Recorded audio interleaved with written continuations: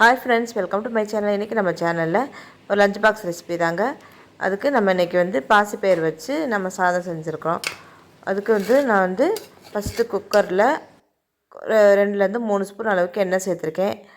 அதுக்கப்புறம் நான் வெங்காயம், தக்காளி, பச்சை மிளகா, பூண்டு, இஞ்சி எல்லாமே எடுத்து வச்சுருக்கேன். தாளிக்கிறதுக்கு பட்டை, பிரியாணி இலை, 2 கிராம்பு எல்லாம் எடுத்து வச்சுருக்கேன். இந்த இது பாசிப்பயிறு 1 கப் எடுத்து நான் முதல் நாளே ஊற வச்சு எடுத்து வச்சுருக்கேன்.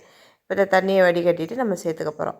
குக்கரில் எண்ணெய் ஊற்றி எண்ணெய் காஞ்சதுக்கப்புறம் நம்ம இந்த பிரியாணி எல்லாம் பட்டை இதெல்லாம் போட்டு நல்லா பொரிஞ்சதுக்கப்புறம் 2 சோம்பு மட்டும் போட்டிருக்கேன். அதை நல்லா பொரிஞ்சதுக்கப்புறம் நம்ம கட் பண்ணி வச்சுருக்கேன் வெங்காயம், பச்சை மிளகாய் சேர்த்துக்கிறேன். வெங்காயம்னா பெரிய வெங்காயமாக இருந்தால் 1 போடுங்க, மீடியம் சைஸ் வெங்காயமாக இருந்தால் 2 வெங்காயம் நைஸாக கட் பண்ணி சேர்த்துருக்கேன். அதேமாதிரி ஒரே ஒரு பச்சை மிளகாய் நம்ம நீல வாக்கில் கட் பண்ணிட்டு போட்டிருக்கேன். இதெல்லாம் நல்லா வெங்காயம் நல்லா பொன்னிறமாகிற அளவுக்கு நல்லா வதக்கணும். அதுக்கப்புறம் நம்ம இஞ்சி பூண்டு பேஸ்ட் இருந்ததுன்னா இஞ்சி பூண்டு பேஸ்ட்டு போட்டுக்கலாம். இல்லை அப்படின்னா இஞ்சி பூண்டை எடுத்துகிட்டு நம்ம இடிக்கிற உரல் இருக்குது பாருங்கள், அதில் நல்லா நம்ம இடிக்கிற உரலில் நல்லா தட்டிட்டு கூட நம்ம இதில் சேர்த்துக்கலாம். நான் வெங்காயம் நல்லா வதங்கினதுக்கப்புறம் தக்காளி சேர்த்துருக்கேன். தக்காளியுமே அதே மாதிரி தான், மீடியம் சைஸ் தக்காளியாக இருந்தால், சின்ன தக்காளியாக இருந்தால் 2 போட்டுக்கோங்க. பெருசாக இருந்தால் 1 போட்டால் போதும். இதெல்லாம் வதங்குறதுக்கு நம்ம இந்த டிஷ்ஷுக்கு தேவையான அளவு கல்லுப்பு சேர்த்து நம்ம நல்லா வதக்கிடணும். அப்போ அந்த இஞ்சி பூண்டு பேஸ்ட் இருந்தால் இந்த இடத்துல போட்டுக்கணும். இல்லைன்னா நம்ம நச்சுட்டு கூட நம்ம இதில் சேர்த்து அதோட பச்சை வாசனையெல்லாம் போகிற அளவுக்கு நம்ம நல்லா வதக்கணும். நான் எப்போவுமே இஞ்சி பூண்டு பேஸ்ட்டு அரைச்சி ஃப்ரிட்ஜில் வச்சுக்கிறது இல்லைக்கா. அப்பப்போ தான் நான் அரைச்சிக்குவேன். என்னமோ எனக்கு அந்த மாதிரி அரைச்சி வச்சு ஃப்ரிட்ஜில் வச்சு போடுறது மேக்ஸிமம் பிடிக்காது. அதனால் அப்பப்போ அரைச்சிக்கிறது, கொஞ்சமாக இருந்தாலும் அரைச்சிக்குவேன். அப்படி இல்லாத பட்சத்தில் இப்படி கூட நான் இடி உரலில் வச்சு தட்டிட்டு கூட நல்லா தட்டிட்டு கூட சேர்த்துக்குவேன். அதோட பச்சை வாசனையெல்லாம் போனதுக்கப்புறம் நம்ம இந்த பாசிப்பயிறு 1 கப் அளவு எடுத்து ஊற வச்சதை இதில் தண்ணியெல்லாம் நல்லா அலசிட்டு இதில் சேர்த்துக்கிறேன். சேர்த்துட்டு நல்லா அதையும் அந்த எண்ணெய் தக்காளி வெங்காயத்தோடு நல்லா மிக்ஸ் பண்ணிடணும். மிக்ஸ் பண்ணிவிட்டு இனிமேல் மசாலா ஐட்டம்ஸ் நம்ம சேர்த்துக்கணும். நல்லா மிக்ஸ் பண்ணிவிட்டு ரொம்ப திக்காக இருந்ததுன்னா நான் 6 டம்ளர் தண்ணி சேர்த்துருக்கேன். அதுக்கப்புறம் கொஞ்சம் மஞ்சத்தூள், 1 ஸ்பூன் அளவுக்கு மிளகாத்தூள், சின்ன ஸ்பூனில் தான் போட்டிருக்கேன். அதே மாதிரி 1 ஸ்பூன் அளவு மல்லித்தூளும் போட்டிருக்கேன். அதுக்கப்புறம் கொஞ்சமாக 1/4 ஸ்பூன் அளவுக்கு கரம் மசால் தூள்,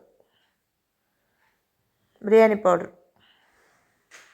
போட்டுட்டு எல்லாமே வீட்டில் ரெடி பண்ணதாங்க. எதுவுமே கடையில் வாங்கினது கிடையாது. நான் மேக்ஸிமம் எந்த ஒரு மசாலா ஐட்டம்ஸுமே கடையில் வாங்க மாட்டேன். எனக்கு தெரிஞ்சதை வீட்டில் உள்ளதை வச்சே தான் நான் செய்வேன் எதையாக இருந்தாலும். அதுக்கப்புறம் நம்ம தேவையான அளவு தண்ணி எப்படி அளவுனா, நம்ம பாசுமதி ரைஸ் எடுத்து நீங்கள் செஞ்சீங்கன்னா அதுக்கு நம்ம 1க்கு 1.5 அந்த மாதிரி நம்ம ஊற்றிக்கணும். இது நான் வீட்டில் உள்ள அரிசி தான் போட்டிருக்கேன். எங்கள் வீட்டில் உள்ள பொன்னி அரிசி தான் போட்டிருக்கேன். அதுக்கு நான் 1 டம்ளர் அரிசிக்கு 2 டம்ளர் தண்ணி ஊற்றுவேன். இப்போ நான் 1 டம்ளர் தான் கரெக்டாக அரிசியும் போட்டிருக்கேன். ஒரு உலக்க அரிசி தான் போட்டிருக்கேன். அதுக்கு நான் 2 டம்ளர் தண்ணி ஊற்றிட்டு இந்த இடத்துல உப்பு உரப்புலாம் கரெக்டாக இருக்கான்னு செக் பண்ணி பார்த்துட்டு நம்ம மூடி போட்டு 2 விசில் வச்சு எடுத்தால் போதும். எங்கள் அரிசி 2 விசிலில் வெந்துடும்.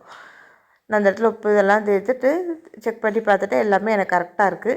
இப்போ நான் புதினா மல்லித்தலை இருந்தால் நம்ம அதை போட்டுக்கலாம். அதையும் போட்டுட்டு நல்லா மிக்ஸ் பண்ணிவிட்டு நம்ம மூடி போட்டு 2 விசில் வச்சு எடுத்துக்க வேண்டியதுதான். அவ்வளோதாங்க, சூப்பரான சாதம் நம்மளுக்கு ரெடி ஆயிடுச்சு. குலையலை 2 விசில் பாசிப்பயிரும் நல்லா வெந்துடும். பாசிப்பயிறு சாப்பிடாதவங்க கூட இதில் இந்த மாதிரி பிரியாணி மாதிரி நம்ம செஞ்சு கொடுக்கும்போது நல்லா விரும்பி சாப்பிடுவாங்க. இது மூடி எடுத்ததுக்கப்புறம் நான் 1 ஸ்பூன் நெய் ஊற்றிருக்கேன்.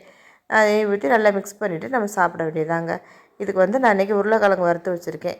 நம்ம எப்போவுமே டிஃபன் பாக்ஸுக்கு தக்காளி சாதம், புளி சாதம், லெமன் சாதம், தயிர் சாதம்னு கொடுக்காம இந்த மாதிரி கொடுத்தீங்கன்னா குழந்தைகளும் நல்லா விரும்பி சாப்பிடுங்க. பாசிப்பயிறு உடம்புக்கு அவ்வளோ நல்லது. ட்ரை பண்ணி பாருங்கள். ட்ரை பண்ணி பார்த்துட்டு எப்படி இருக்குன்னு சொல்லுங்கள். நான் சொன்ன குவான்டிட்டியிலே போடுங்க. பாருங்கள், ஒரு சோறு கூட நம்மளுக்கு குலையவும் இல்லை. பாசிப்பயிறு நல்லா வெந்து வந்திருக்கு. இதுக்கு சைடிஷ் நம்ம அப்பளம் வச்சு சாப்பிடலாம். நான் இன்றைக்கி உருளைக்கிழங்கு வறுத்துருக்கேன். என் மகளுக்கு உருளைக்கிழங்குனா பிடிக்குங்கிறனால உருளைக்கிழங்கு சோறு எப்படி இருக்குது பாருங்கள். சாதா வீட்டரிசி தான். பிரியாணி அரிசி, சீரக சம்பா எது வேணாலும் நம்ம போட்டுக்கலாம். நான் இன்றைக்கி வீட்டரிசி வச்சு செஞ்சதுனால இந்த மாதிரி நான் செஞ்சுருக்கேன். இதே மாதிரி நீங்களும் செஞ்சு பாருங்கள். பார்த்துட்டு எப்படி இருக்குன்னு சொல்லுங்கள். தேங்க்யூ.